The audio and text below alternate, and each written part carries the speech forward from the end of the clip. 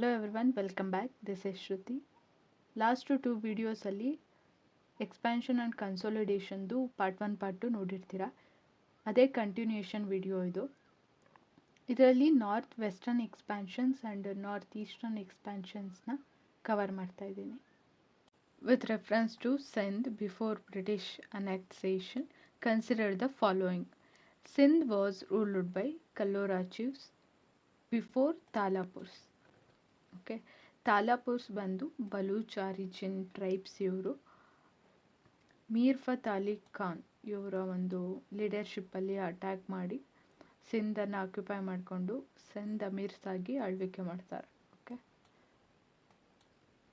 ತಾಲಾಪುರ್ಸ್ establish their authority in Sindh in 1783.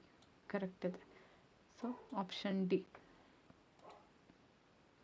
The term Char Yar in Sindh history refers to 4 Afghan governors ಅಲ್ಲ, 6 chiefs ಕೂಡ ಅಲ್ಲ, 4 brothers Mir Fat Ali Khan who shared power. Okay, Mir Fath Ali Khan ಬ್ರದರ್ಸೇನೆ ಪವರನ್ನು share ಮಾಡ್ಕೊಂಡಿದ್ದು. ಇವರು ಗೊತ್ತಾ influence ಮಾಡಿಸ್ತಾರೆ ಯಾರು, ದುರಾನಿಯನ್ ಕಿಂಗ್ ಯಾರು, ಅಹಮದ್ ಅಲಿ ಖಾನ್ ಅವರಿಂದ. Okay, which among the following treaties were acquired by Talapur Amirs? Okay, Amarkot ಬಂದು ರಾಜ ಆಫ್ ಜೋಧ್ಪುರ್,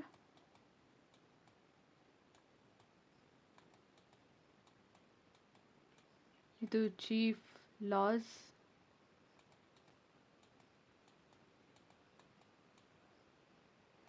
ಇದೆರಡು Afghanistan.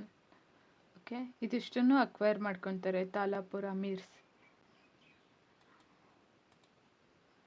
British renewed interest in Sindh around 1799 mainly because of fear of French invasions of India.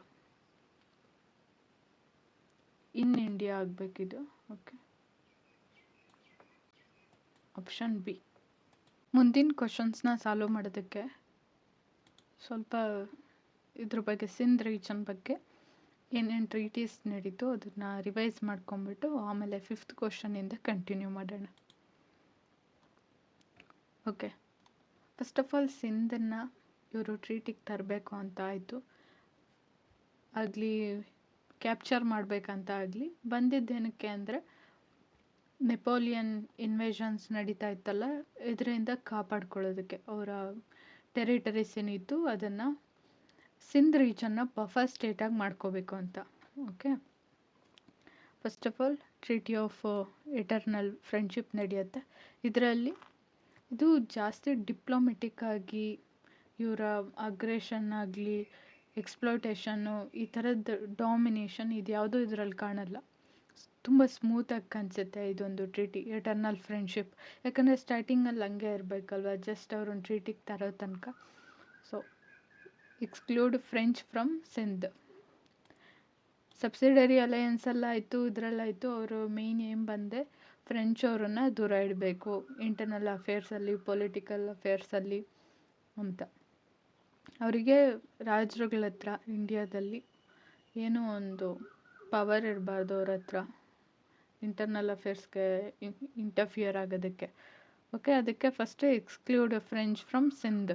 ಅದಾದಮೇಲೆ exchange agent at each other courts. Okay, ಇದು trust ಇಶ್ಯೂಸ್ನ ಎದ್ದು ಕಾಣಿಸುತ್ತೆ, ಏಜೆಂಟ್ಸ್ನ ಒಬ್ರಿಗೊಬ್ರು exchange ಮಾಡ್ಕೊಳ್ಳೋದು. ಓಕೆ, ಇದು ಟ್ರೀಟಿ ಆಫ್ ಎಟರ್ನಲ್ ಫ್ರೆಂಡ್ಶಿಪ್. ಇದಾದಮೇಲೆ ಎಟರ್ನಲ್ ಫ್ರೆಂಡ್ಶಿಪ್ದು ಇಯರ್ ಬಂದು 1832 ಅಲ್ಲ, 1809. ಇದು ಟ್ರೀಟಿ ಆಫ್ 1832 ಅಂತ ಕರಿತೀವಿ. ಇದರಲ್ಲಿ ಈಗ ಆಯ್ತಲ್ಲ ಫ್ರೆಂಡ್ಶಿಪ್ಪು, ನೆಕ್ಸ್ಟ್ ಸ್ಟೆಪ್ ಏನು, ಅಲ್ಲಿ ಟ್ರೇಡ್ ಮಾಡ್ಕೋಬೇಕು ಇಂಡಸ್ ರಿವರ್ ಇಂದ. ಓಕೆ, ಅದಕ್ಕೆ ಇದು ಟ್ರೀಟಿ. ಏನೇನು ಬ್ರಿಟಿಷವರು ಪಾಸ್ ಥ್ರೂ ಸಿಂಧ್, ಅದಾದಮೇಲೆ use Indus river, okay, for a trade and commerce, easier access to north east trade. Okay, ಅದಾದಮೇಲೆ ಬ್ರಿಟಿಷ್ ಅವರಲ್ಲಿ ಸೆಟಲ್ಮೆಂಟ್ ಊರಂಗಿಲ್ಲ. ಸಿಂಧ್ ಅಥವಾ ಇಂಡಸ್ ರಿವರ್ ಇಲ್ಲಿ ಅವರ ಸೆಟಲ್ಮೆಂಟ್ಸನ್ನು ಊರೋ ಥರ ಇಲ್ಲ. ಅದೇ ಥರ ಬ್ರಿಟಿಷ್ ವಾರ್ಶಿಪ್ಸ್ ಆಗಿರ್ಬೋದು, ಮಿಲಿಟರಿ ಎಕ್ವಿಪ್ಮೆಂಟ್ಸ್ನ ಸ್ಟೋರ್ ಮಾಡೋದು, ಅಲ್ಲಿಂದ ಸಾಗಾಟನೆ ನಡೆಸೋದು ಇದೆಲ್ಲ ಮಾಡೋಂಗಿಲ್ಲ. ಆಮೇಲೆ ಅದೇ ಹೇಳಿದ್ನಲ್ಲ, ಇದಿಷ್ಟು ಮಾಡೋಂಗಿಲ್ಲ, ರೆಸ್ಟ್ರಿಕ್ಷನ್ಸ್. ಆಮೇಲೆ ಅವರು ಟ್ರೇಡ್ ಮಾಡಬೇಕಾದ್ರೆ ಪಾಸಸ್, ಲೈಸೆನ್ಸ್, ಪಾಸ್ಪೋರ್ಟ್ಸ್ ಅಂತಲೇ ಮೆನ್ಷನ್ ಮಾಡಿರ್ತಾರೆ, ಪಾಸ್ಪೋರ್ಟ್ಸ್ ಅಂತಲೇ. ಓಕೆ, ಅದನ್ನು ಯೂಸ್ ಮಾಡಬೇಕು ಟ್ರಾವೆಲ್. ಓಕೆ, ತುಂಬ ರೆಸ್ಟ್ರಿಕ್ಷನ್ಸು ಇದೆ, ನೋಡ್ಬೋದು ನೀವು. ಓಕೆ, ಜಸ್ಟ್ ಇಲ್ಲಿ ಅವ್ರಿಗೆ ಸಿಗೋದು ಟ್ರೇಡ್ ಮಾಡ್ಕೊಳ್ಳೋದಕ್ಕೆ ಪ್ರಿವಿಲೇಜಸ್ ಅಷ್ಟೇ. ಓಕೆ, ಇನ್ನು ಪರ್ಮನೆಂಟ್ ಸೆಟಲ್ಮೆಂಟ್ ಇಲ್ಲ, ವಾರ್ಶಿಪ್ ಆಗಲಿ, ಮಿಲಿಟ್ರಿ ಸ್ಟೋರೇಜ್ ಆಗಲಿ, ಇದು ಯಾವುದಕ್ಕೂ ಅಲೋ ಇಲ್ಲ. ಓಕೆ, ಇದಾದಮೇಲೆ ಸಿಂಧ್ ಮತ್ತು ಸಿಖ್ ಅವ್ರ ಮಧ್ಯ, ಸಿಖ್ ಗೊತ್ತಲ್ಲ, ರಂಜಿತ್ ಸಿಂಗ್ ಆಗಿರ್ಬೋದು, ಈ ಟೆರಿಟರಿ ಪಂಜಾಬ್ ರೀಜನಲ್ಲಿ ಬರೋದು ಸಿಖ್ ಅವರ ಒಂದು ಎಂಪೈರ್.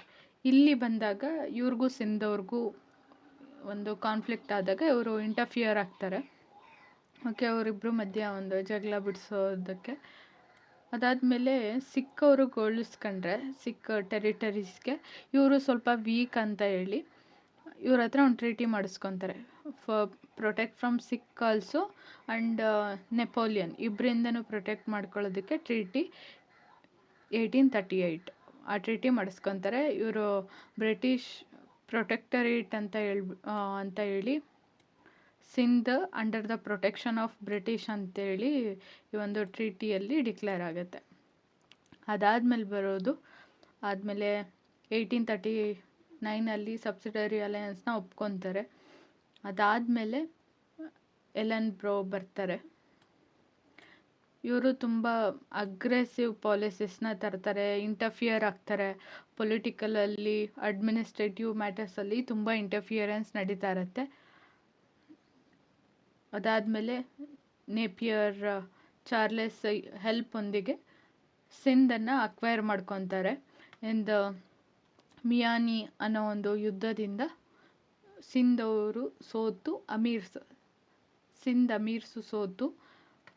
1843 ಸಿಂಧನ್ನು ಅಕ್ವೈರ್ ಮಾಡ್ಕೊತಾರೆ. Okay, first treaty of eternal friendship, ಅದಾದಮೇಲೆ 1832 ಟ್ರೀಟಿ.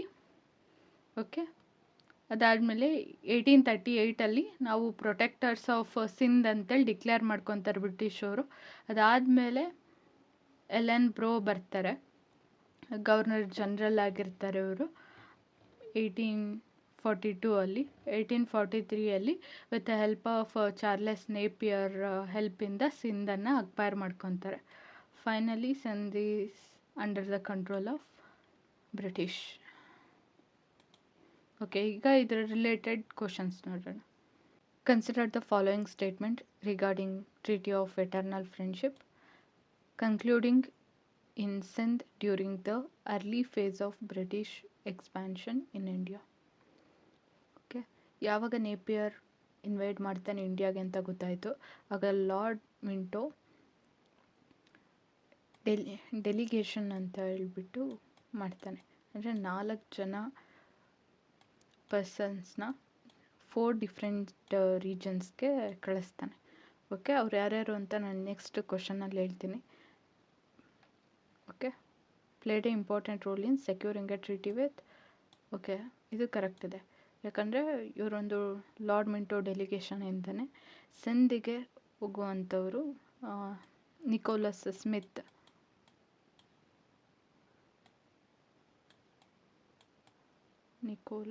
ಸ್ಮಿತ್. ಓಕೆ, ಅದರಿಂದನೇ ಈ ಟ್ರೀಟಿನ ಸೆಕ್ಯೂರ್ ಮಾಡ್ಕೊಳ್ಳೋದಕ್ಕೆ ಇಂಪಾರ್ಟೆಂಟ್ ಒಂದು ರೋಲನ್ನು ವಹಿಸ್ತಾರೆ. One of the major objective of the treaty was to prevent French influence from entering Sindh. ಹೌದು, ಸಿಂಧನ್ನು ಬಫರ್ ಸ್ಟೇಟಾಗಿ ಮಾಡೋದು. ಇದರಿಂದ ಅವರ ಅದರ್ ಪ್ರಾವಿನ್ಸ್ ಏನಿತ್ತು, ಲೈಕ್ ಮರಾಠಾಸ್ ತುಂಬ ಅಕ್ವೈರ್ ಮಾಡ್ಕೊಂಡಿದ್ದಾರೆ ಆಗಲೇ, Mysuru, and Hyderabad regions, Bengal, okay, ಇದೆಲ್ಲನೂ ಸೆಕ್ಯೂರ್ ಆಗುತ್ತೆ. ಸೊ ಇವರು ಇಷ್ಟು ರೀಜನ್ನ ಏನೋ ಸಿಖ್ ರೀಜನ್, ಸಿಂಧ್, ಆಮೇಲೆ ಆಫ್ಘಾನಿಸ್ತಾನ್ ರೀಜನ್, ಇದನ್ನೆಲ್ಲ ಬಫರ್ ಸ್ಟೇಟಾಗಿ ಮಾಡಿಕೊಂಡ್ರೆ ಇವನ್ನ ಪ್ರೊಟೆಕ್ಟ್ ಮಾಡ್ಕೊಳ್ಳೋದಕ್ಕೆ ಈಸಿ ಆಗುತ್ತೆ ಅಂತ. ಸೊ ಮೇನ್ ರೀಸನ್ ಬಂದು ಅದನ್ನೇ.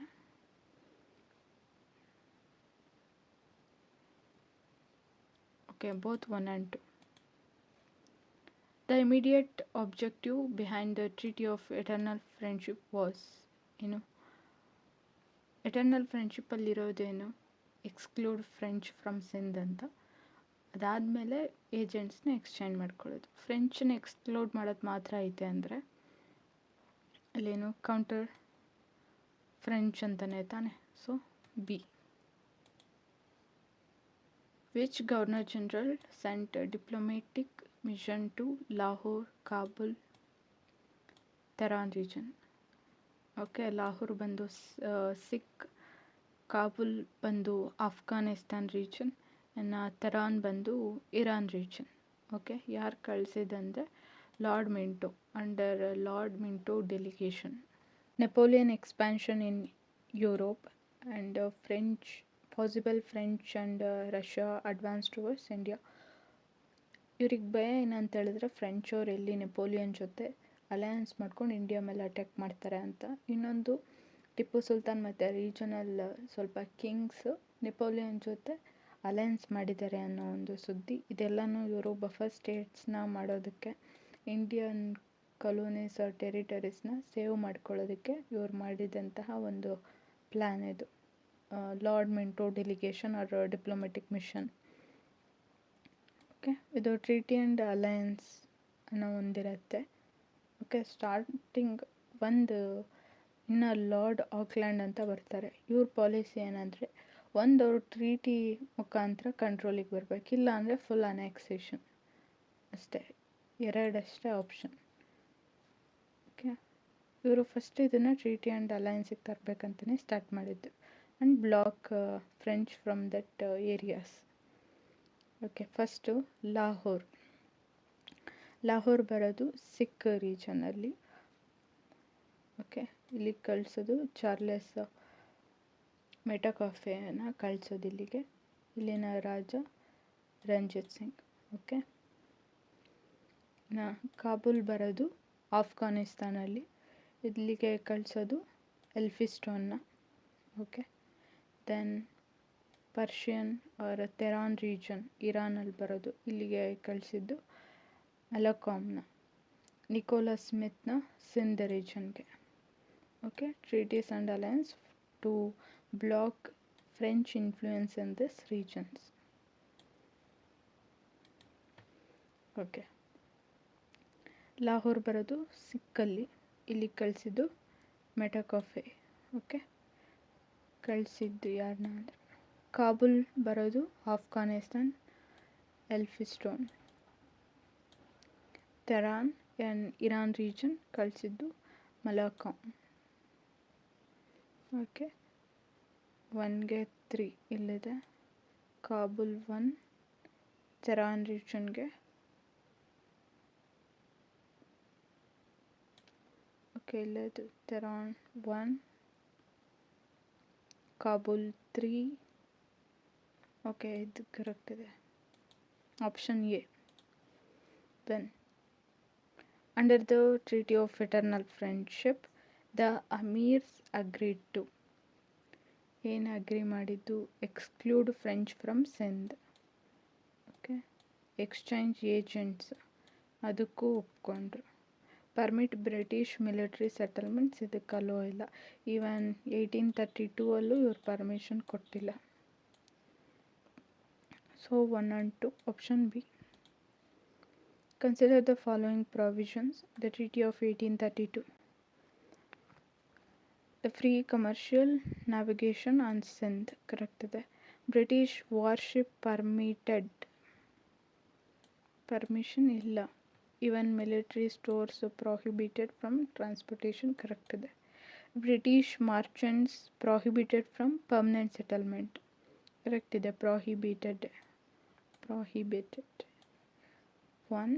3 and 4. Option B.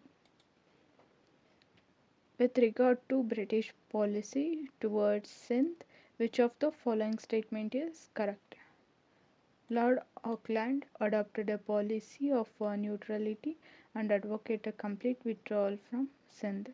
Complete withdrawal ಇಲ್ಲ. ಆಗಲೇ ನಾನು ಹೇಳಿದೆ ಅವ್ರ ಪ್ರಿನ್ಸಿಪಲ್ ಏನಂದರೆ ಒಂದು ಟ್ರೀಟಿಯಿಂದ ಅವ್ರನ್ನ ಇನ್ಫ್ಲೂಯೆನ್ಸ್ ಮಾಡಬೇಕು, ಕಂಟ್ರೋಲ್ ಮಾಡಬೇಕು, ಇಲ್ಲ ಫುಲ್ ಅನೆಕ್ಸೇಷನ್ ಮಾಡಬೇಕು. Okay, two options of principles ಅಷ್ಟೇ. ಓಕೆ, ಇವರು ಪಾಲಿಸಿ ಆಫ್ ನ್ಯೂಟ್ರಲಿಟಿನೂ ಇಲ್ಲ, ವಿತ್ಡ್ರಾವಲ್ ಆಫ್ ಸಿಂಧ್ ಅನ್ನೋ ಆಪ್ಷನ್ನೂ ಇಲ್ಲ. ಸೊ ಇದು ತಪ್ಪು. Sindh was merged into British Empire under the Governor Generalship of Ellenborough, okay, with the help of Charles Napier. Okay, 2 only. Option B. The annexation of Sindh took place under Lord Ellenborough. Option B. Which of the following statements are correct? Sindh was annexed through Doctrine of Lapse. Allah. Charles Napier played the key role in annexation. Correct that. Sindh was annexed before Punjab ಇದಾದ್ಮೇಲೆ ಪಂಜಾಬನ್ನು annex ಮಾಡೋದು. ಪಂಜಾಬ್ ಬಂದು Ranjit Singh ಅಂಡರಲ್ಲಿರುತ್ತೆ. 1839 death ಆದಮೇಲೆ ರಂಜಿತ್ ಸಿಂಗ್ದು ಬರೋರೆಲ್ಲ weak successors and other ಪಾಯಿಂಟ್ಸಿಂದ Sikh region, Punjab ರೀಜನನ್ನು annex ಮಾಡ್ತಾರೆ before Sindh. Okay, correct ಬಂದು 2 and 3. Option C. ಓಕೆ, ಇಲ್ಲಿಗೆ ಸಿಂಧ್ ರೀಜನ್ಗೆ ರಿಲೇಟೆಡ್ ಕ್ವಶನ್ಸು ಮುಗೀತು. Next, conquest of Punjab. Okay, ಈಗ ಈ ಒಂದು ಏರಿಯಾನ ಯಾವ ಥರ ಅವರು ಆಕ್ಯುಪೈ ಮಾಡಿಕೊಂಡು ಯಾವ್ಯಾವ ಟ್ರೀಟಿ ಮುಖಾಂತರ ಫಸ್ಟು ಫ್ರೆಂಡ್ಶಿಪ್ಪಿಂದ ಸ್ಟಾರ್ಟ್ ಆಯಿತು ನೋಡೋಣ.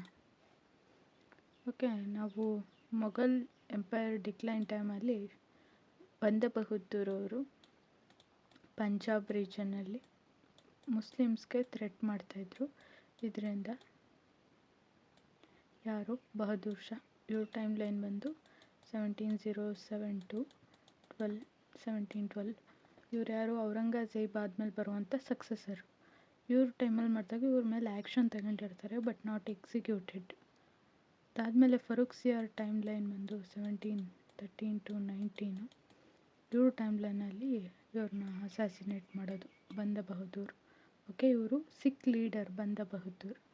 Okay, the Sikh confederacy known as a misls. ಇದರ ಅರ್ಥ ಬಂದು ಮಿಲಿಟ್ರಿ ಬ್ರದರ್ಹುಡ್ ಅಂತ. ಇದು ಅರೇಬಿಕ್ ವರ್ಡ್. ಅರೇಬಿಕಲ್ಲಿ ಇದರ ಮೀನಿಂಗ್ ಬಂದು ಈಕ್ವಲ್ ಅಥವಾ ಸಿಮಿಲರ್ ಅನ್ನೋ ಒಂದು ಅರ್ಥ. ರಂಜಿತ್ ಸಿಂಗ್ ಬಿಲಾಂಗ್ಸ್ ಟು ಯಾವೊಂದು misl? Sukerchakia misl. Okay, consider the following: Lahore, Amritsar, Multan, Kashmir. Which came under Ranjit Singh before 1820? Okay, Lahore ಬಂದು ಸಿಖ್ ಎಂಪೈರ್ನ ಪೊಲಿಟಿಕಲ್ ಕ್ಯಾಪಿಟಲ್. ಓಕೆ, ಇದು ರಿಲಿಜನ್ ರಿಲೇಟೆಡ್ ಕ್ಯಾಪಿಟಲ್ ಇದು. Okay, religion related capital. ಇನ್ನು ಮುಲ್ತಾನ್ ಬಂದು 1818 ಇವರು ಕ್ಯಾಪ್ಚರ್ ಮಾಡೋದು. 1818. ಕಾಶ್ಮೀರ್ ಬಂದು 1819. ಓಕೆ, ಅಂದರೆ ಎಲ್ಲನೂ ಕೂಡ 20 ಒಳಗಡೆನೆ. So option C. ಓಕೆ, ಈಗ ಟ್ರೀಟಿ ಆಫ್ ಅಮೃತ್ಸರ್. ಇವರು ನಾರ್ತ್ ವೆಸ್ಟ್ ಕಡೆ ಆಗಿರ್ಬೋದು ಅಥವಾ ನಾರ್ತ್ ಈಸ್ಟ್ ಕಡೆ ಆಗಿರ್ಬೋದು ಎಕ್ಸ್ಪ್ಯಾನ್ಷನ್ ಮಾಡಲಿಕ್ಕೆ ಮುಖ್ಯ ಕಾರಣ ಬಂದು ನೆಪೋಲಿಯನ್ ಭಯ. ಅದಾದಮೇಲೆ ಎಲ್ಲಿ ನೆಪೋಲಿಯನ್ ಜೊತೆ ಟಿಪ್ಪು ಸುಲ್ತಾನು ಆಮೇಲೆ ಸ್ವಲ್ಪ ಲೋಕಲ್ ಕಿಂಗ್ಸ್ ಅಲಯನ್ಸ್ ಮಾಡಿಕೊಂಡು ಇವರ ಕಲೋನೀಸ್ನ ಆಕ್ಯುಪೈ ಮಾಡ್ಕೊತಾರೆ ಅನ್ನೋ ಭಯ. ಅದರಿಂದ ಬಫರ್ ಸ್ಟೇಟ್ಸ್ನ ಮಾಡ್ಕೊಬೇಕಂತ. ಓಕೆ, ಇಲ್ಲಿ ಟ್ರೀಟಿ ಆಫ್ ಅಮೃತ್ಸರ್ ಬಂದು ರಂಜಿತ್ ಸಿಂಗ್ ಮತ್ತು ಬ್ರಿಟಿಷ್ ಅವ್ರ ಮಧ್ಯೆ ಆಗೋದು. ಸಟ್ಲೇಜ್ ರಿವರ್ ಬಂದು ಬೌಂಡ್ರಿ. ಈ ಕಡೆ ರಂಜಿತ್ ಸಿಂಗ್ದು, ಇಲ್ಲಿ ಬ್ರಿಟಿಷ್ ಅವರು. ಇದನ್ನು ದಾಟಿ ಇವರು ಬರೋಂಗಿಲ್ಲ, ಇವರು ಬರೋಂಗಿಲ್ಲ. Okay, cis Sutlej states British protected. Okay, ಇದಷ್ಟೇ ಬೌಂಡ್ರಿ. ಅವರು ಈ ಕಡೆ ಬರೋಂಗಿಲ್ಲ. ಆಮೇಲೆ ಎಕ್ಸ್ಕ್ಲೂಷನ್ ಆಫ್ ಫ್ರೆಂಚ್, ಇಷ್ಟೇ ಇದರಲ್ಲಿ ಟ್ರೀಟಿಯಲ್ಲಿ ನಡೆಯೋದು. ಅದಾದಮೇಲೆ ಈ ಕಡೆ ಬರೋಂಗಿಲ್ವಲ್ಲ, ಸೊ ರಂಜಿತ್ ಸಿಂಗು ಜಮ್ಮು ಆ್ಯಂಡ್ ಕಾಶ್ಮೀರು, ಈ ಕಡೆ ವೆಸ್ಟ್ ಏರಿಯಾಸ್ ಏನಿದೆ, ಸೊ ಈ ಕಡೆ ವೆಸ್ಟ್ ಏರಿಯಾಸ್ ಏನಿದೆ ಅವನ್ನ ಆಕ್ಯುಪೈ ಮಾಡ್ಕೊತಾರೆ. ಅವರು ಈ ಕಡೆ ಬರೋದಿಲ್ಲ. ಇದೆ ಟ್ರೀಟಿ ಆಫ್ ಅಮೃತ್ಸರ್, ನಡೆಯೋದು 1809. Treaty of Amritsar was signed between E.R.R. Madhya, British and Ranjit Singh. The immediate result of Treaty of Amritsar was the Sutlej become boundary. Okay, ಪಂಜಾಬನ್ನು ಅನೆಕ್ಸ್ ಮಾಡೋದು ಸೆಕೆಂಡ್ ಸಿಖ್ ವಾರಲ್ಲಿ. ಓಕೆ, ಇದರಲ್ಲ ಎಂಡ್ ಆಫ್ ಸಿಖ್ ಎಂಪೈರ್ ಬಂದೂ ಆವಾಗಲೇ. Okay, British occupation of Lahore ಯಾವಾಗ, second ಇದರಲ್ಲೇ. First Sikh war treaty of Lahore ಅಂತ ನಡೆಯುತ್ತೆ. ಅದಾದಮೇಲೆ ಸೆಕೆಂಡ್ ಆಂಗ್ಲೋ ಸಿಖ್ ವಾರಲ್ಲೇ ಪೂರ್ತಿ ಕಳ್ಕೊಳ್ಳೋದು. Okay, which cities served as political capital of Ranjit Singh? ಯಾವುದು ಆಗಲೇ ಹೇಳಿದ್ನಲ್ಲ, ಲಾಹೋರ್. ಇನ್ನು ಅಮೃತ್ಸರ್ ಬಂದು religious capital. Okay, which of the following contributed to decline of Sikh empire after 1839? After 1839 ಯಾಕೆ ಅಂತ ಹೇಳಿದ್ರೆ ರಂಜಿತ್ ಸಿಂಗ್ ಡೆತ್ ಆಗುತ್ತೆ. ಬರುವಂಥ ಕಾರಕ್ ಸಿಂಗ್, ದಲೀಪ್ ಸಿಂಗ್ ಇವರೆಲ್ಲನೂ ವೀಕ್ ಸಕ್ಸೆಸರ್ಸ್. ಓಕೆ, ಆದ್ದರಿಂದ ಇಲ್ಲಿ 1839 ಮೆನ್ಷನ್ ಆಗಿದೆ. ಅದು ಕೂಡ ಒಂದು ಕಾರಣ, ವೀಕ್ ಸಕ್ಸೆಸರ್ಸ್ ಅಂತ. ಇನ್ನು ಕೋರ್ಟ್ ಇಂಟರಿಗ್ ಅಂತ ಹೇಳಿದ್ರೆ ಲಾಹೋರ್ ಕೋರ್ಟ್ ಏನಿದೆ ಅದು ಬಂದು ಅನ್ಸ್ಟೇಬಲ್ ಆಗಿರುತ್ತೆ. ಏನು ಕಿಂಗ್ಸ್ ಇರ್ತಾರೆ, ಅಲ್ಲಿ ಪವರ್ ಇರುತ್ತೆ, ಫ್ರೀಕ್ವೆಂಟಾಗಿ ಚೇಂಜ್ ಆಗ್ತಾ ಇರ್ತಾರೆ. ಆಮೇಲೆ ಮಿಲ್ಟ್ರಿ ಕಮಾಂಡರ್ಸ್ ಇರ್ತಾರೆ, ಅವರು ಕಾನ್ಸ್ಪಿರಸಿಯಲ್ಲಿ ಇನ್ವಾಲ್ವ್ ಆಗೋದು, ಬ್ರಿಟಿಷ್ ಅವ್ರಿಗೆ ಹೆಲ್ಪ್ ಮಾಡೋದು, ಈ ಥರದ್ದು ಮಾಡ್ತಾ ಇರ್ತಾರೆ. ಓಕೆ, ಅದಾದಮೇಲೆ ಆರ್ಮಿ ಇಂಡಿಸಿಪ್ಲಿನ್ ಅಂದರೆ ಏನು, ಸಿಖ್ ಆರ್ಮಿ ಇರುತ್ತೆ, ಇವರು ತುಂಬ ಅಗ್ರೆಸಿವ್, ಆಮೇಲೆ ಅನ್ಕಂಟ್ರೋಲಬಲ್ ಆಗಿರ್ತಾರೆ, ಸರಿಯಾಗಿ ಸ್ಯಾಲ್ರೀಸ್ ಇಲ್ಲದೆ ಡಿಸ್ಸ್ಯಾಟಿಸ್ಫೈ ಆಗಿರ್ತಾರೆ. ಇವ್ರನ್ನ ಕಂಟ್ರೋಲ್ ಮಾಡೋದು ತುಂಬ ಕಷ್ಟ ಆಗಿರುತ್ತೆ. ಓಕೆ, ಬ್ರಿಟಿಷ್ ಇಂಟರ್ಫಿಯರೆನ್ಸು, ಈ ಸಟ್ಲೇಜ್ ಇಂಡಸ್ ರಿವರ್ ಹತ್ರ ಇವರು ಟ್ರೇಡ್ ಎಲ್ಲ ಜಾಸ್ತಿ ಮಾಡ್ತಿರೋದು, ಅಲ್ಲೇ ಸೆಟಲ್ಮೆಂಟ್ಸ್ ಊರಿರೋದು, ಪೊಲಿಟಿಕಲ್ ಅಲ್ಲಿ, ಅಡ್ಮಿನಿಸ್ಟ್ರೇಟಿವ್ ಅಲ್ಲಿ, ಇಂಟರ್ನಲ್ ಫ್ಯಾಕ್ಟರ್ಸಲ್ಲೆಲ್ಲ ಇನ್ವಾಲ್ವ್ ಆಗೋದು, ಇದು ಜಾಸ್ತಿ ಆಗಿರುತ್ತೆ. ಇದೆಲ್ಲನೂ ಕೂಡ ಡಿಕ್ಲೈನ್ ಆಗಲಿಕ್ಕೆ ಕಾರಣ. Option D. Okay, first Anglo Sikh war ಯಾವಾಗ, 1845 to 46. ಓಕೆ, ಇದು ಆಗಲಿಕ್ಕೆ ಕಾರಣಗಳು ನಾನು ಈಗ ರಂಜಿತ್ ಸಿಂಗ್ ಆದಮೇಲೆ ಡಿಕ್ಲೈನ್ ಆಗಲಿಕ್ಕೆ ಏನೇನು ಕಾರಣ ಆಯಿತು ಅಂತ ಹೇಳಿದೆ. ಸೇಮ್ ಅದೇನೇ ಅದು ರೀಸನ್ನು. ಅದ್ರ ಜೊತೆಗೆ ಈಗಾಗಲೇ ಸಿಂಧ್ ಆಕ್ಯುಪೈ ಆಗಿದೆ, ಗ್ವಾಲಿಯರ್ ಮೇಲೆ ಇನ್ಫ್ಲೂಯೆನ್ಸ್ ನಡೀತಾ ಇದೆ. ನೆಕ್ಸ್ಟ್ ನಮ್ಮದೇ ಯಾವುದು ಸಿಖ್ ಎಂಪೈರೇ ಆಕ್ಯುಪೈ ಮಾಡೋದು ಅನ್ನೋ ಭಯ. ಯಾರಿಗೆ? ಸೈನಿಕರಿಗೆ, ಯಾರು ರೆಬೆಲ್ ಆಗಿರ್ತಾರಲ್ಲ, ಖಾಲ್ಸಾ ಆರ್ಮಿ, ಇವರಿಗೆ. ಒಂದು ಕಡೆ ಬ್ರಿಟಿಷ್ ಅವರಿಗೆ ಇವರು ಎಲ್ಲಿ ಅಟ್ಯಾಕ್ ಮಾಡ್ತಾರೆ, ತುಂಬ ರೆಬೆಲ್ ಆಗಿದ್ದಾರೆ ಆರ್ಮಿ, ಇವರೆಲ್ಲ ಅಟ್ಯಾಕ್ ಮಾಡ್ತಾರೆ ಅನ್ನೋ ಭಯ. ಓಕೆ, ಯಾವಾಗ ಇವರು ಸಟ್ಲೇಜ್ ರಿವರ್ ಹತ್ರ ಎಲ್ಲ ಬ್ರಿಟಿಷ್ ಅವರು ಸೆಟಲ್ಮೆಂಟ್ಸ್ ಊರಿದ್ರು, ಓಕೆ ಅಟ್ಯಾಕ್ ಮಾಡ್ತಾರೆ ಅಂಥೇಳಿ ಇವರು ರಿವರನ್ನು ಕ್ರಾಸ್ ಮಾಡ್ತಾರೆ ಖಾಲ್ಸಾ ಆರ್ಮಿ. ಸೊ ವಾರನ್ನು ಡಿಕ್ಲೇರ್ ಮಾಡ್ತಾರೆ. ಓಕೆ, ಈ ವಾರಲ್ಲಿ ಸಿಖ್ ಆರ್ಮಿ ಸೋಲುತ್ತೆ. ಓಕೆ, ಬ್ರಿಟಿಷ್ ಅವರೇ ಗೆಲ್ಲೋದು. ಸೊ ಅದಕ್ಕೆ ವಾರ್ ಏನು ಖರ್ಚುಗಳು ಆಗಿರುತ್ತಲ್ಲ, ಎಕ್ಸ್ಪೆನ್ಸಸ್, ವಾರ್ ಎಕ್ಸ್ಪೆನ್ಸಸ್ಗೆ 1 crore ರೂಪಿನ ಕಟ್ಟಿಸ್ಕೊತಾರೆ. ಬಟ್ ಅವರು ಕಟ್ಟೋಕ್ಕಾಗೋದಿಲ್ಲ. ಅದಕ್ಕೆ ಇನ್ನೊಂದು ಟ್ರೀಟಿ ಆಗುತ್ತೆ, ಹೇಳ್ತೀನಿ ಇಲ್ಲಿ. ಜಲಂಧರ ದೋಆಬ್ ಅಂತ. ಇದು ಬಿಯಾಸ್ ಮತ್ತು ಸಟ್ಲೇಜ್ ರಿವರ್ ಮಧ್ಯೆ ಬರುವಂತಹ ಒಂದು ದೋಆಬ್ ರೀಜನ್. ಅದನ್ನು ಕೂಡ ಸೀಡೆಡ್ ಅಂದರೆ ಆಕ್ಯುಪೈ ಕೊಡ್ತಾರೆ. ಬ್ರಿಟಿಷ್ ರೆಸಿಡೆಂಟ್ಸ್ ಅಂದರೆ ಗೊತ್ತಲ್ಲ, like a spies, informers, agents of British ಅಂತ ಹೇಳ್ಬೋದು. ಹೆನ್ರಿ ಲಾರೆನ್ಸನ್ನು ಅಪಾಯಿಂಟ್ ಮಾಡ್ತಾರೆ. Then Sikh army reduced. Okay, then ಇದರಲ್ಲಿ ಇನ್ನೊಂದು ಇಂಪಾರ್ಟೆಂಟ್ ಬಂದು ಪೊಲಿಟಿಕಲ್ ಡಾಮಿನೆನ್ಸ್ ಇವ್ರದ್ದಾಗುತ್ತೆ, ಬ್ರಿಟಿಷ್ ಅವ್ರದ್ದು. ಯಾವ ಥರ ಅಂದರೆ ದಲೀಪ್ ಸಿಂಗ್ ಬಂದು ಇನ್ನೂ ಮೈನರ್ ಇರ್ತಾರೆ. ಸೊ ರಿಜೆಂಟ್ ಅಂತ ಹೇಳಿದ್ರೆ ರಾಜಪ್ರತಿನಿಧಿಯಾಗಿ ರಾಣಿ ಜಿಂದಾರಿನ, ಅಂದರೆ ರಾಣಿ ಜಿಂದಾರಿ ಮದರ್, ಇವರನ್ನು ಅಪಾಯಿಂಟ್ ಮಾಡ್ತಾರೆ.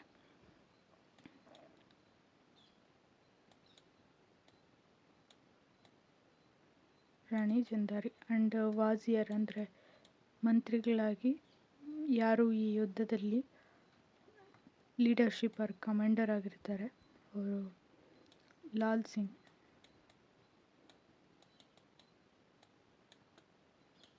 ಅವರನ್ನು ವಾಜಿಯರ್ ಆಗಿ ಮಾಡ್ತಾರೆ. ಓಕೆ, ಇವರೇ ಅಪಾಯಿಂಟ್ ಮಾಡೋದು ಇದನ್ನು.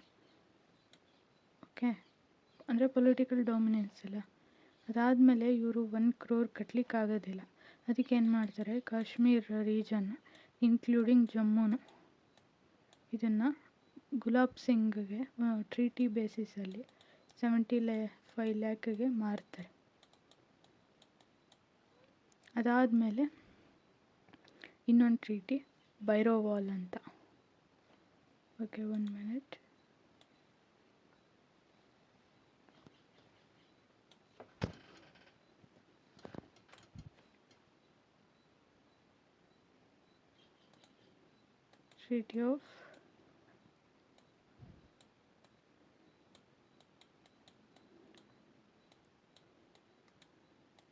Treaty ಆಫ್ ಬೈರೋವಾಲಲ್ಲಿ ಏನಂದರೆ ಅದು ನಾವು ಮಾರ್ತಾರೆ, ಕಾಶ್ಮೀರ್ ಆ್ಯಂಡ್ ಜಮ್ಮು ಅದೆಲ್ಲ ಆಗುತ್ತೆ. ಅದಾದಮೇಲೆ ಈ ಟ್ರೀಟಿಯಲ್ಲಿ ಇವರೇನು ರೆಜೆಂಟಾಗಿ ರಾಣಿ ಜಿಂದಾರಿ ಆ್ಯಂಡ್ ಲಾಲ್ ಸಿಂಗ್ನ ಮಾಡಿರ್ತಾರೆ, ಅದನ್ನು ಕ್ಯಾನ್ಸಲ್ ಮಾಡ್ತಾರೆ. ಇಲ್ಲೇನು ಮಾಡ್ತಾರೆ, ಯಾರೋ ಹೆನ್ರಿ ಲಾರೆನ್ಸ್ನ ರೆಸಿಡೆಂಟಾಗಿ ಅಪಾಯಿಂಟ್ ಮಾಡಿದ್ದಾರೆ. ಇವರು ಅಂಡರಲ್ಲಿ ಇನ್ನೊಂದು ರಿಜೆನ್ಸಿ ಕೌನ್ಸಿಲನ್ನು ಫಾರ್ಮ್ ಮಾಡ್ತಾರೆ, ರಿಜೆನ್ಸಿ ಕೌನ್ಸಿಲ್. ಓಕೆ, 8 ಮೆಂಬರ್ಸು ಸಿಖ್ ಸರ್ದಾರ್ಸ್ ಇರ್ತಾರೆ ಅದರಲ್ಲಿ. ಓಕೆ, ಆದರೆ ಇದರಲ್ಲಿ ಎಲ್ಲ ಸರ್ವೆಲೆನ್ಸ್ ಎಲ್ಲ ಹೆನ್ರಿ ಲಾರೆನ್ಸ್ ತಾನೆ, ಅಂದರೆ ಫುಲ್ಲು ಇಂಡೈರೆಕ್ಟ್ಲಿ ಆಡಳಿತ ಎಲ್ಲ ಬ್ರಿಟಿಷ್ ಕಂಟ್ರೋಲಲ್ಲೇ ಇದ್ದಿದ್ದು. ಓಕೆ, ಇದು ಯಾರ್ಯಾರಿಗೆ ಲಾಲ್ ಸಿಂಗ್ಗೆ ಇಷ್ಟ ಆಗಲ್ಲ, ಆಮೇಲೆ ರಾಜಪ್ರತಿನಿಧಿಯಾಗಿದ್ದಂಥ ಜಿಂದಾರಿಗೂ ಕೂಡ ಇಷ್ಟ ಆಗಲ್ಲ. ಓಕೆ, ಅದು ನೆಕ್ಸ್ಟ್ ಸೆಕೆಂಡ್ ಆಂಗ್ಲೋ ಸಿಖ್ ವಾರಿಗೆ ಇದೇ ಕಾರಣ ಆಗುತ್ತೆ. ಓಕೆ,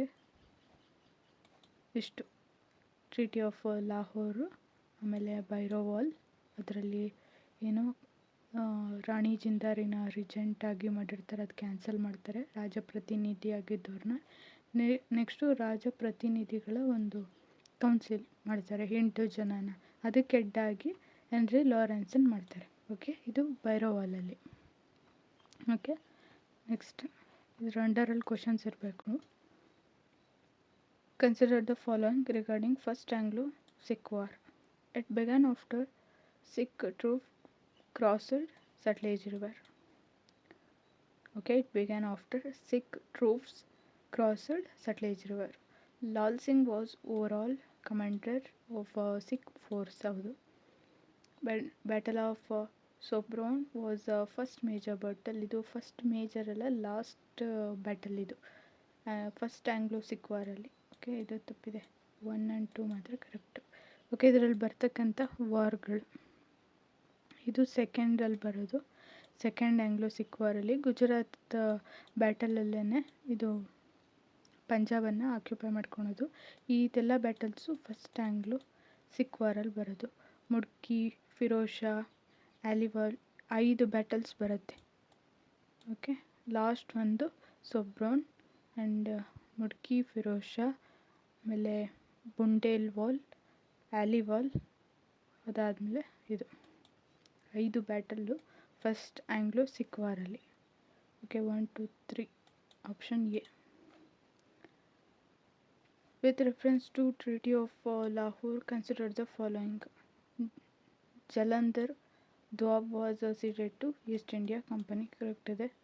ಕಾರಕ್ ಸಿಂಗ್ ಅಲ್ಲ, ದಲೀಪ್ ಸಿಂಗ್ ರೆಕಗ್ನೈಸ್ ಆಗೋದು. ಓಕೆ, ಅದಲ್ಲ. Henry Lawrence became the British resident at Lahore. Correct ಇದೆ.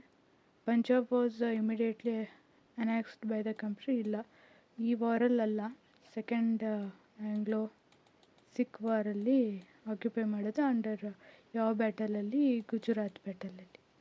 ಓಕೆ, ಎಷ್ಟು? 1 and 2, 1 and 3 ಕರೆಕ್ಟ್ ಇದೆ. ಓಕೆ, ಅದು ಆಪ್ಷನ್ ಇಲ್ಲ, ಬಟ್ ಐ ಆಮ್ ಶ್ಯೂರ್ 2 ತಪ್ಪಿದೆ. ಕಾರಕ್ ಸಿಂಗ್ ಅಲ್ಲ, Duleep Singh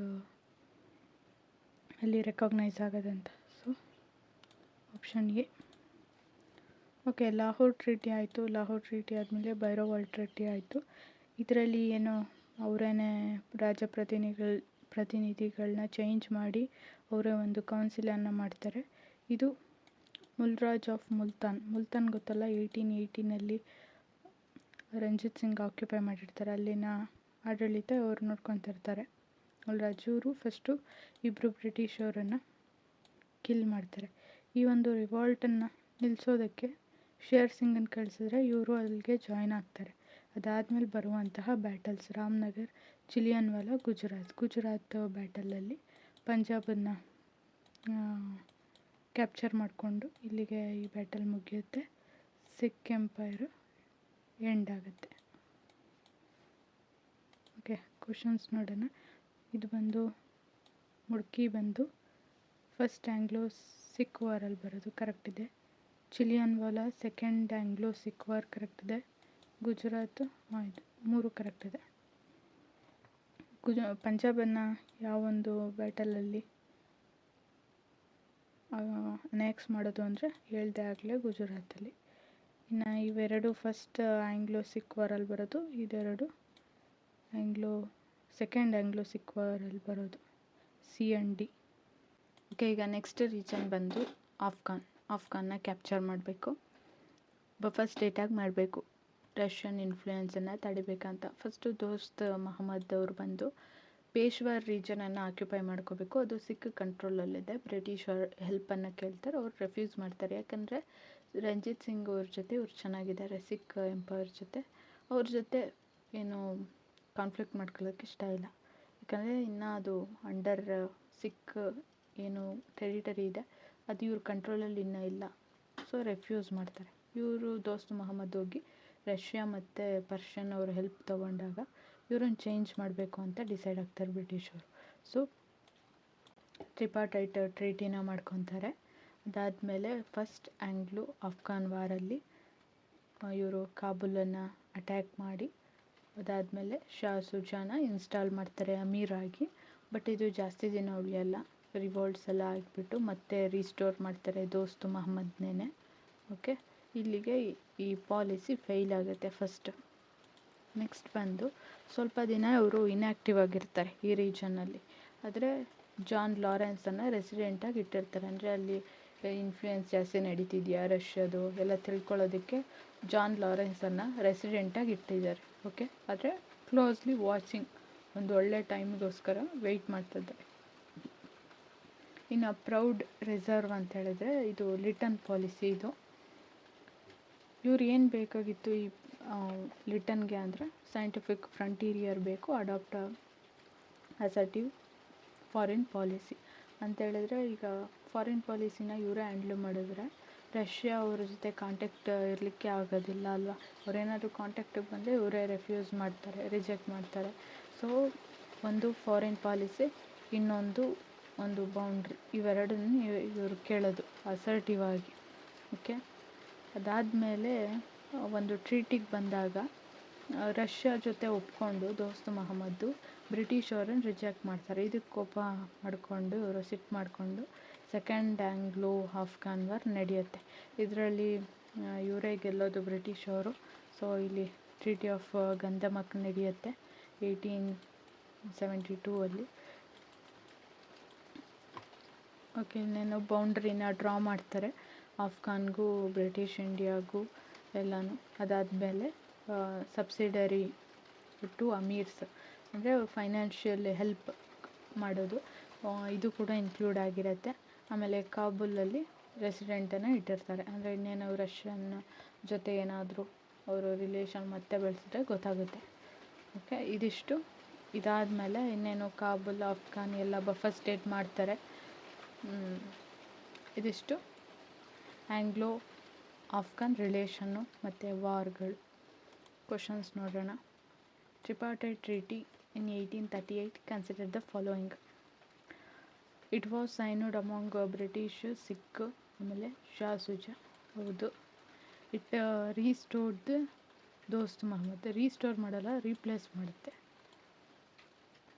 Shah Shuja agreed to conduct foreign affair under British Sikh advisers. Okay, ನನ್ನನ್ನೇನಾದರೂ ಅಮೀರ್ ಮಾಡಿದ್ರೆ ನೀವು ಈ ಟ್ರೀಟಿಗೆ ಒಪ್ಕೊಂಡಿದ್ದು, ಒಬ್ಬೊಬ್ಬರು ಒಂದೊಂದು ಒಪ್ಕೊಂಡಿರ್ತಾರಲ್ಲ 3 ಮೆಂಬರ್ಸ್ ಸೇರಿ. ಸೊ ಇವ್ರನ್ನ ಚೇಂಜ್ ಮಾಡಿದ್ರೆ, ದೋಸ್ತ್ ಮೊಹಮ್ಮದ್ ಚೇಂಜ್ ಮಾಡಿ ನನ್ನನ್ನು ಕೂರಿಸಿದ್ರೆ, ನಾನು ನಿಮಗೆ ಏನು ಫಾರಿನ್ ಅಫೇರ್ಸ್ ಇದೆ, ನಿಮ್ಮಿಬ್ಬರು ಅಡ್ವೈಸ್ ಮೇಲೆ ಏನಾದರೂ ಡಿಸೈಡ್ ಮಾಡ್ತೀನಿ ಅಂತ. ಸೊ 1 and 3 ಕರೆಕ್ಟ್ ಇದೆ. The treaty of Gandamak in 1872 ಇದು 9 ಅಲ್ಲ 19.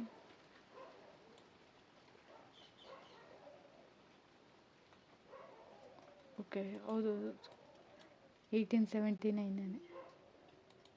Okay, British resident at Kabul. ಹೌದು, ಕರೆಕ್ಟ್ ಇದೆ. Afghan foreign policy under British guidelines. ಆಮೇಲೆ ರಿಸ್ಟೋರೇಷನ್ ಆಫ್ ದೋಸ್ತ್ ಮೊಹಮ್ಮದ್, ಇದು ಕರೆಕ್ಟ್ ಇದೆ. 3 ಕೂಡ. Option D. ಈಗ relation with other neighbouring countries ಇಂಡಿಯಾಗೆ, ಅದರಲ್ಲೂ ಭೂತಾನ್, ಬರ್ಮಾ, ನೇಪಾಳೀಸ್, ಟಿಬೆಟ್, ಇದಿಷ್ಟು ರೀಜನ್ಸ್. ಇಲ್ಲಿಂದ ಆಂಗ್ಲೋ ಭೂತಾನೀಸ್ ರಿಲೇಷನ್ನು, ಅವ್ರ ಮಧ್ಯೆ ಆದಂಥ ವಾರ್, ಇದ್ರ ಬಗ್ಗೆ. ಆಮೇಲೆ ಬಫರ್ ಸ್ಟೇಟಾಗಿ ಯಾವ ಥರ ಮಾಡಿಕೊಂಡ್ರು ಭೂತಾನ್ನ ಅಂತ. ಓಕೆ, ಫಸ್ಟ್ ಇವರು ಅಸ್ಸಾಂನ ಯಾವಾಗ ಆಕ್ಯುಪೈ ಮಾಡ್ಕೊತಾರೆ ಆವಾಗ ಭೂತಾನ್ ಅವ್ರ ಜೊತೆ ರಿಲೇಷನ್ ಏರ್ಪಡುತ್ತೆ. ಯಾಕಂದರೆ ಬೌಂಡ್ರಿ ಇರುತ್ತಲ್ವ. ಸೊ ಫ್ರೀಕ್ವೆಂಟಾಗಿ ಭೂತಾನೀಸ್ ರೈಡ್ ಮಾಡ್ತಾ ಇರ್ತಾರೆ. ಎಲ್ಲಿಗೆ? ಬೆಂಗಾಲ್ ಆ್ಯಂಡ್ ಅಸ್ಸಾಂ ರೀಜನ್ಗೆ. ಓಕೆ, ಇವರು ಅಸ್ಸಾಮಿಗೆ ಆಕ್ಯುಪೈ ಮಾಡ್ಕೊಂಡಿದ್ದಾರೆ. ಇವರು ಭೂತಾನೀಸು ಕಂಟಿನ್ಯೂಸ್ ಆಗಿ ಇಲ್ಲಿ ಫ್ರೀಕ್ವೆಂಟಾಗಿ ರೈಡ್ ಮಾಡ್ತಿರ್ತಾರೆ. ಓಕೆ, ಅದಾದಮೇಲೆ ಟ್ರೀಟಿಗಂತ ಬ್ರಿಟಿಷ್ ಅವ್ರು ಕಳಿಸಿದ್ರೆ ಅವರನ್ನು ಮಿಸ್ಟ್ರೀಟ್ ಮಾಡಿ ಕಳಿಸ್ತಾರೆ. ಇದೆಲ್ಲನೂ ಇವ್ರಿಗೆ ಹ್ಯುಮಿಲಿಯೇಟಿಂಗ್ ಟರ್ಮ್ಸ್. ಸೊ ಇಲ್ಲಿ ವಾರ್ ನಡೆಯುತ್ತೆ, ಆಂಗ್ಲೋ ಭೂತಾನೀಸ್ ವಾರ್. ಆಬ್ವಿಯಸ್ಲಿ ಬ್ರಿಟಿಷ್ ಅವರೇ ಗೆಲ್ತಾರೆ. ಸೊ ಇವರಿಗೆ ಕೆಲವೊಂದು ಪಾಸ್ಗಳು, ಮೌಂಟೇನ್ ಪಾಸ್ಗಳು. ಅದಾದಮೇಲೆ ಟ್ರೀಟಿ ಆಫ್ ಸಿಂಚೂಲಾ ಇಲ್ಲಿ ನಡೆಯೋದು 1865 ಇವ್ರ ಮಧ್ಯ ನಡೆಯೋದು ಟ್ರೀಟಿ ಆಫ್ ಸಿಂಚೂಲಾ. ಭೂತಾನ್ ಅವರು ಏನು ಅಸ್ಸಾಂ ಪಾಸಸ್ ಇತ್ತು, ಅವರು ಇನ್ವೈಟ್ ಮಾಡ್ತಿದ್ರಲ್ಲ ದಾರಿ, ಅವರು ಕನೆಕ್ಟ್ ಮಾಡ್ತಿತ್ತಲ್ಲ ಬೆಂಗಾಲ್ಗೂ ಅಸ್ಸಾಂಗೆ, ಆ ಒಂದು ಪಾಸಸನ್ನು ಕೊಟ್ಟರು ಯಾರಿಗೆ? ಬ್ರಿಟಿಷ್ ಅವ್ರಿಗೆ. ದೆನ್ ಆ್ಯನ್ಯುವಲ್ ಸಬ್ಸಿಡ್ರಿ ಫ್ರಮ್ ಬ್ರಿಟಿಷ್ ಅವರು. ಸಬ್ಸಿಡ್ರಿ ಅಂದರೆ ಫೈನಾನ್ಷಿಯಲ್ ಅಸಿಸ್ಟೆನ್ಸ್. ಓಕೆ, ಇದರಿಂದ ಬ್ರಿಟಿಷ್ ಅವರು ಮೌಂಟೇನ್ ರೀಜನ್ಸ್ ಇವ್ರಿಗೆ ಸಿಕ್ತು. ಅದಾದಮೇಲೆ ಟೀ ಪ್ಲ್ಯಾಂಟೇಷನ್ನ ಡೆವಲಪ್ ಮಾಡೋದಕ್ಕೆ ಅವಕಾಶ ಸಿಕ್ತು. ಓಕೆ, ಟ್ರೀಟಿ ನೆನ್ಪಿಟ್ಕೊಳ್ಳಿ, Sinchula treaty. Which of the following was not provision of a treaty of.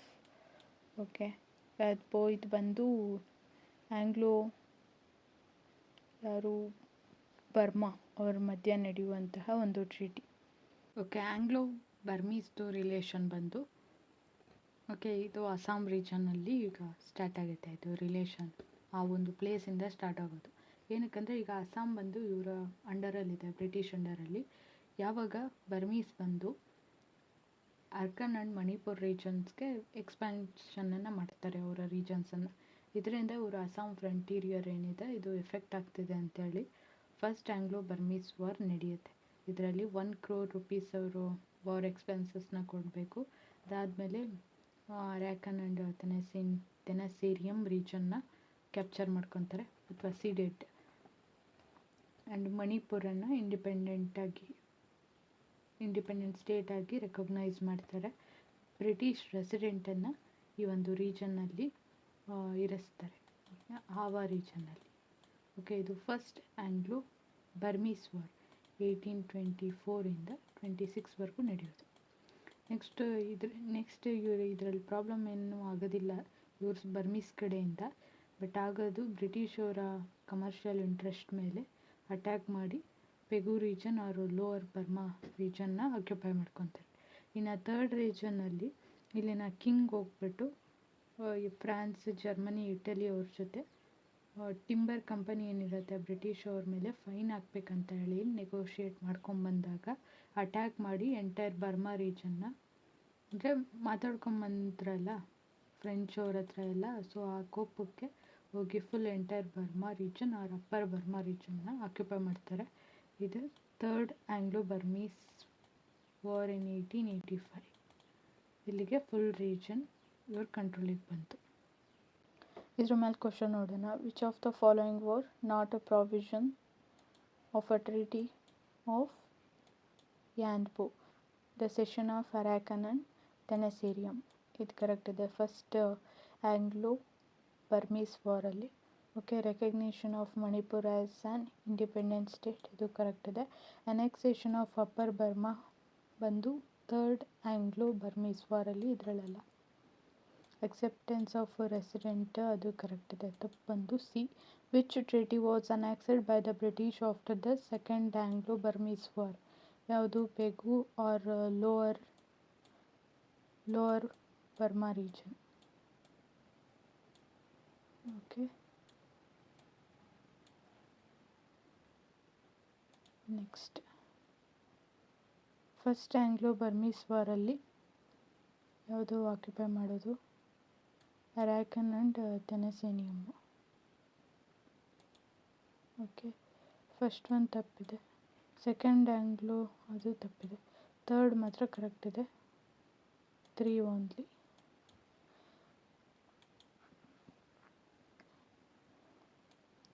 Okay, Younghusband mission was sent to Tibet during viceroyalty of ಯಾರು? Lord Curzon.